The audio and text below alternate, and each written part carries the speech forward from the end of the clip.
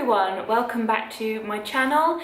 So today I'm going to be doing a talk about anxiety. So I took to Instagram this week to ask for your guys' feedback on if you'd be interested in watching a video about anxiety and my sort of coping mechanisms with it. And I had a really overwhelming positive response, so yeah, I really wanted to talk about it. Another reason being because I have suffered from anxiety for almost 2 years now, and I know a lot of people close to me that go through the same thing. My Fitbit is breaking so much recently. Yeah, so I know a lot of people my age also go through it, so I thought it was a good topic to touch on this week. So first of all, excuse the fact that I am sat on my floor. I don't have a tripod at the moment, but I'm hoping to get one soon, so my videos will look more professional. But for the meantime, please bear with me sat on the floor. And yeah, I might actually have to get cushions. My bum really hurts. Oh, that's better. Okay then, let's get to it. When researching this video, I basically had a look online because I was interested to know the number of millennials that suffer with anxiety, and actually according to the American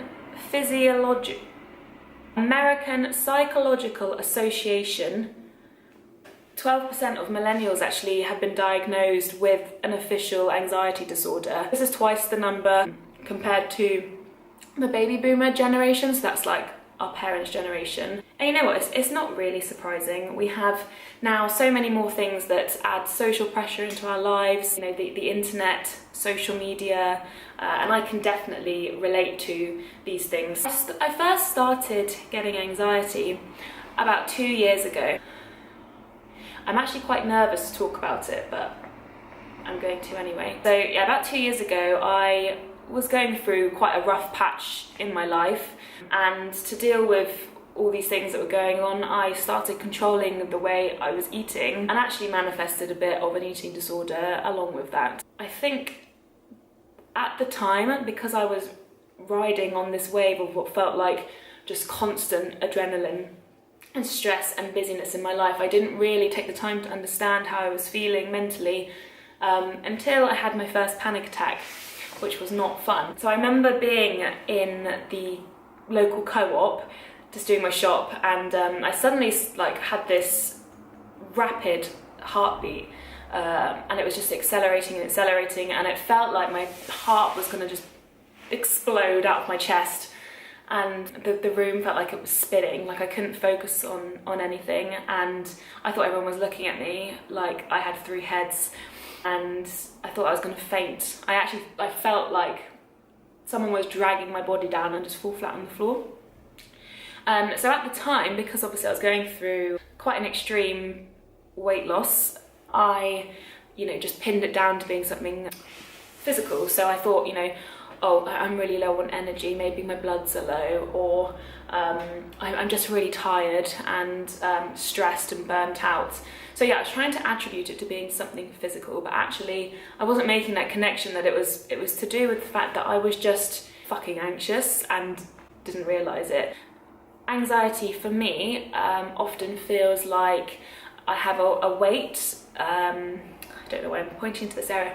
I have a weight dragging me down and I feel really heavy and quite low.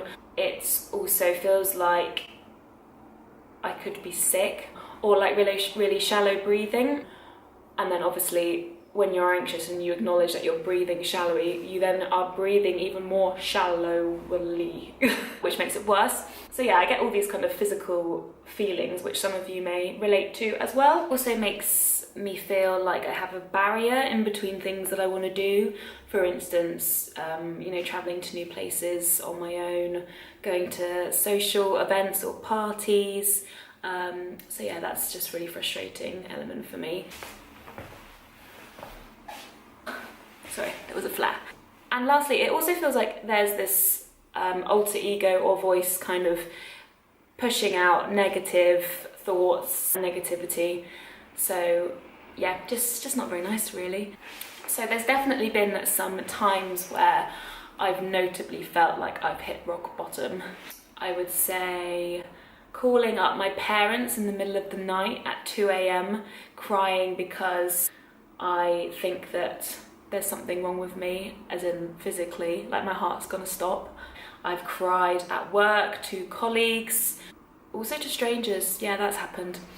I've also sometimes self-diagnosed myself into thinking I've got something really wrong with me. I once had some lower back pain and I took to Google, as you do, and I basically self-summarised that I had a kidney infection or kidney stones. So that's just the way my mind works. I go from 0 to 100 in literally the space of minutes. When I have repeated elements of my eating disorder, that's made me feel really shit. Or days where I've been at home on my own and I've not left the house, so I've not had any real contact with the outside world or with anyone. You can really get yourself into some dark states when you're just letting your mind wonder and think about all the things that could go wrong. Yeah, there are definitely some times where I felt really, really shit. So, acknowledging the fact that I had this anxiety, I started making changes because I knew I just couldn't go on the way I was feeling. First of all was getting help. So I actually had a series of cognitive behavioural therapy sessions. So this is basically talking therapy with someone who dives into the deeper root cause of why you think you're suffering from these feelings. I believe I had 22 sessions, but I think you can go on for longer depending on how severe it is. But yeah, I found this really helpful, talking to someone who's almost just removed from your life and has no presumptions or can't judge you. So that was definitely different to kind of talking to friends and family. I did sort of start talking to close mates and also my boyfriend and my mum and my dad. It was daunting at first because you kind of don't think that they're going to understand. Actually, you'd be surprised. I now have a very small but close-knit group of mates that I think are very much aware of the fact that I go through these anxious tendencies, and I feel so comfortable just picking up the phone, texting, calling any of them when I feel in a state, and can almost 100% guarantee that they're gonna make me feel better. Just recognising that I can reach out to these people and that they're not gonna judge me. I also started focusing on the things that made me feel good. So exercise for me has always been one thing that makes me feel really positive and good about myself.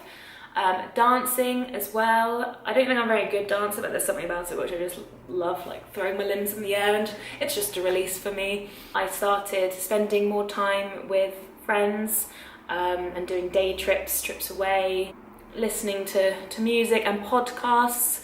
I can actually link below to some podcasts that I found really helpful.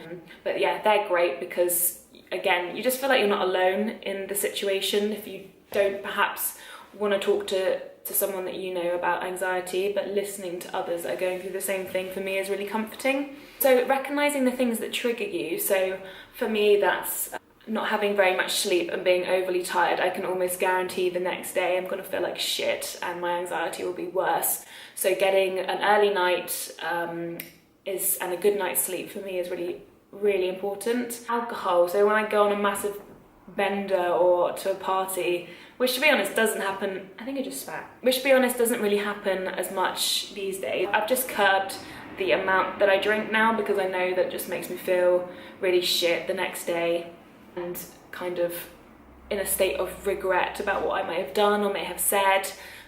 So yeah, I know I definitely feel better when I'm not doing that a lot. What else do I know that triggers me? Having a really busy calendar and knowing that you don't have a lot of time for yourself. So you're like constantly rushing around, maybe committing to things that you just don't think you're going to be able to live up to. Now I am much better at kind of prioritising my week, saying yes when you want to say yes, but not all the time. And like, if your true friends are understanding, they're not gonna suddenly dump you because you don't want to hang out on the day you've said. So yeah, definitely listening to myself a lot more and knowing my boundaries within that.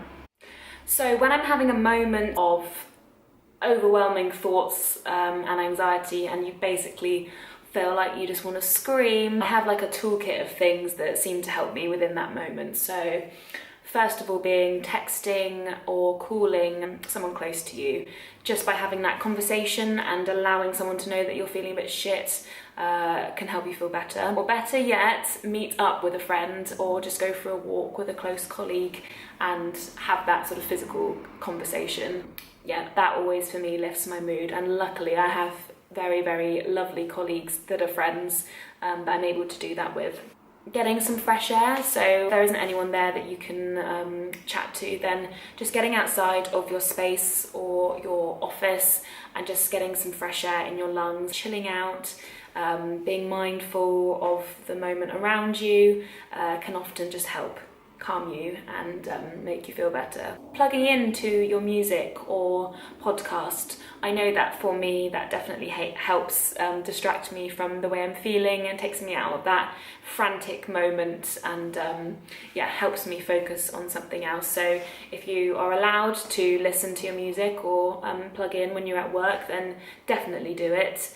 My colleagues will know that it's something that I do most days, and it's not because all the time I have anxiety, but I just generally feel like it keeps my mind focused. Music is really uplifting for me, so yeah, just that act of kind of listening to something that you enjoy can again boost those positive endorphins and happy vibes. So yeah, that is my video of anxiety. I already feel better kind of talking about it, and I think this is one of the big things with our generation anyway, is that we feel kind of embarrassed to talk about feeling not normal, or whatever that means, or going through something. But actually I think the more and more we kind of encourage each other to talk about it and be open and honest, the easier it will get and that stigma will lift. So I hope that by making this, it has reassured those of you that do suffer with anxiety that there are a lot of us, and more than you probably expect, that are going through the same thing, and that we are all here for each other, and that you can rely on your close friends and family. I hope you enjoyed that. If you'd like me to do more videos like this, by the way, then do let me know. I don't always have weeks where I'm going out to nice restaurants and doing exciting things, so I can use those times to, you know, make more meaningful videos like this. So please do keep me posted. But until next time, I'll see you later. That is fake tan. That's really bad.